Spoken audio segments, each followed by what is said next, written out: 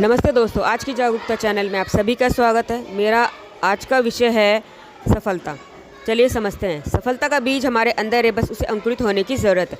दोस्तों, ईश्वर ने हमारे अंदर एक चाह डाली है, वह चाह है परमानंद की। हर एक मनुष्य को उस आनंद की ज़रूरत होती है। मनुष्य की सारी प्यास बुझ जाएगी तब भी वह प्यासा रहता है, क्योंकि उसे यह लगता है कि अभी मैं जीवन में सफल नहीं हुआ हूँ।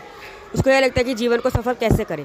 दोस्तों, क्या आपको पता है कि रेगिस्तान में भी बीज होते हैं जो कि सालों साल रेत के अंदर रहते हैं। वे इंतज़ार करते हैं बारिश का। कई बार बारिश नहीं आती, पर बीज अपना मकसद नहीं भूलता। उसको पता है बारिश आएगी, 1 साल नहीं, 2 साल नहीं, कभी ना कभी तो आएगी। वह तैयार रहता है उगने के लिए, अपने कर्म को करने के लिए, ग्रो करने के लिए, मिट्टी के अंदर से बाहर निकलने के लिए। लेकिन मनुष्य ऐसा नहीं करता। मनुष्य सोचता है अरे बारिश नहीं आई या अरे मेरे ये काम नहीं हुआ, तब वो बैठ जाता है, निराश हो जाता है और सोचता है अब मैं कुछ नहीं करूँगा, तो वो एकदम नीरस सा हो जाता है।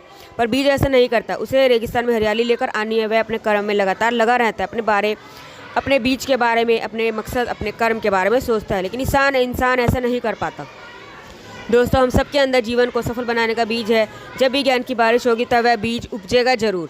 ज्ञान क्या है? ज्ञान आपके सच्चे स्वरूप को महसूस करना है।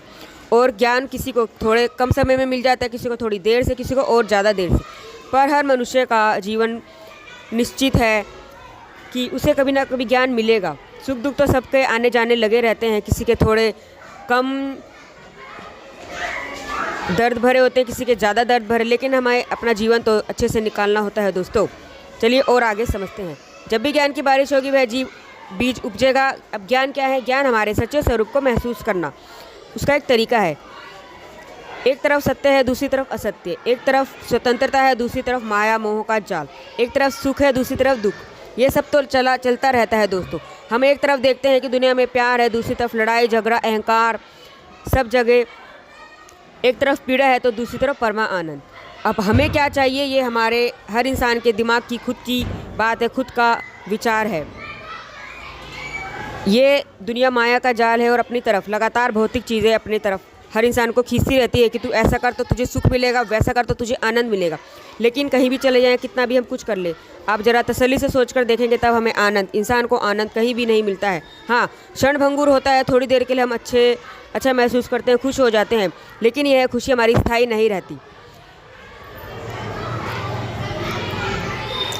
दूसरी ओर हृदय है, जो बिना शब्दों वाली भाषा बोलता है और जिसे सभी लोग समझ नहीं पाते।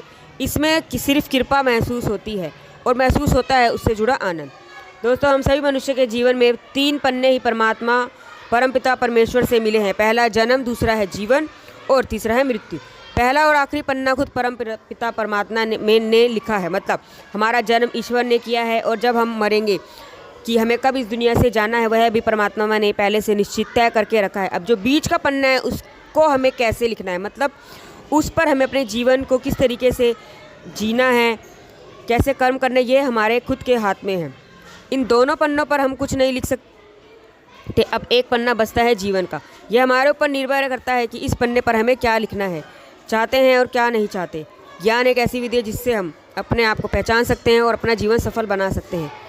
आइए थोड़ा फिर से समझते हैं। दोस्तों, हम सभी मनुष्य के जीवन में 3 पन्ने हैं जो परमपिता परमेश्वर से मिले हैं। पहला है जन्म, दूसरा है जीवन और तीसरा है मृत्यु।